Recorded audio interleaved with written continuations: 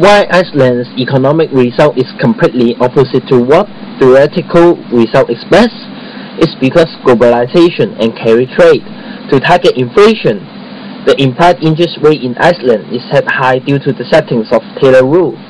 The high interest rate have widened the interest rate differential between Iceland krona and other major currencies.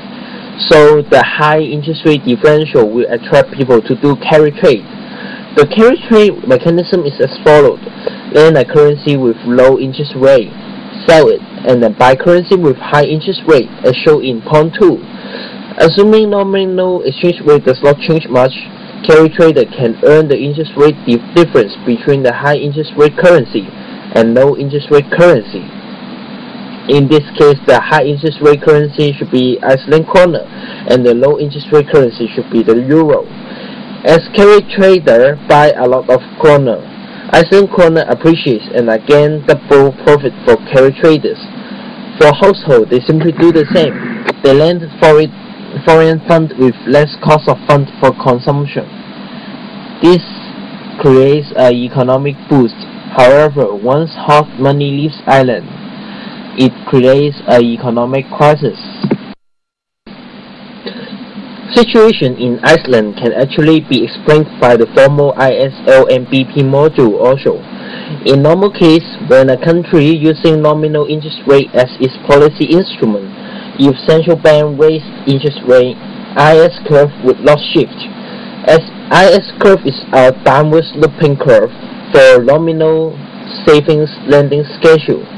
In short run, if a LM curve with higher nominal interest rate intercept with IS curve, the intercept point, that is the output, should be left to the original one.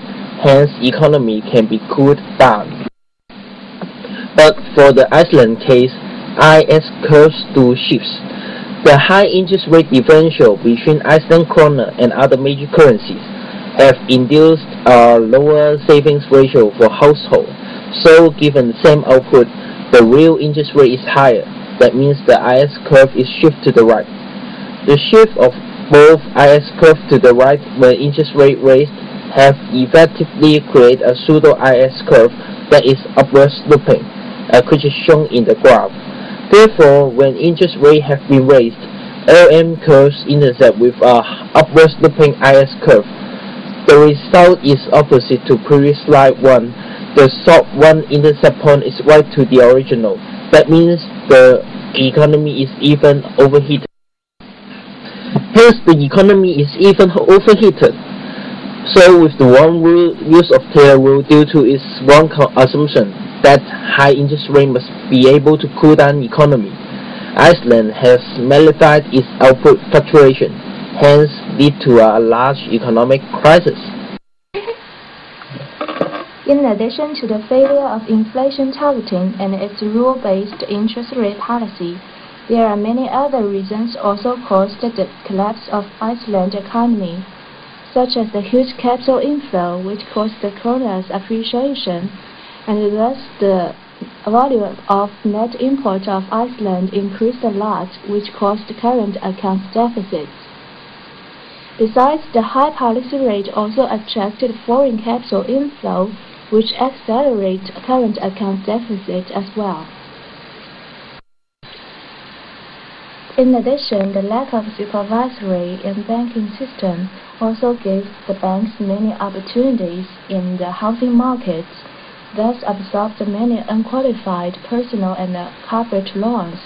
Meanwhile, the banks expanded their business internationally quickly, and they use huge amounts of wholesale funds to invest in many high-risk investments.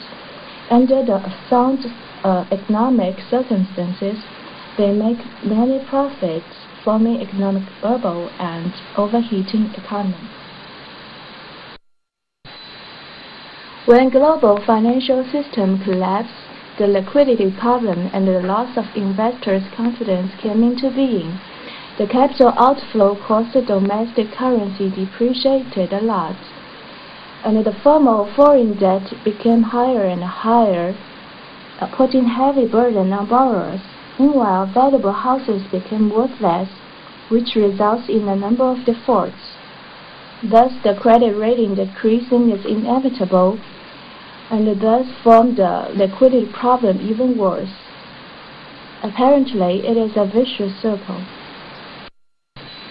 Normally, we know the central bank or the government can be acted as the lender of last resort.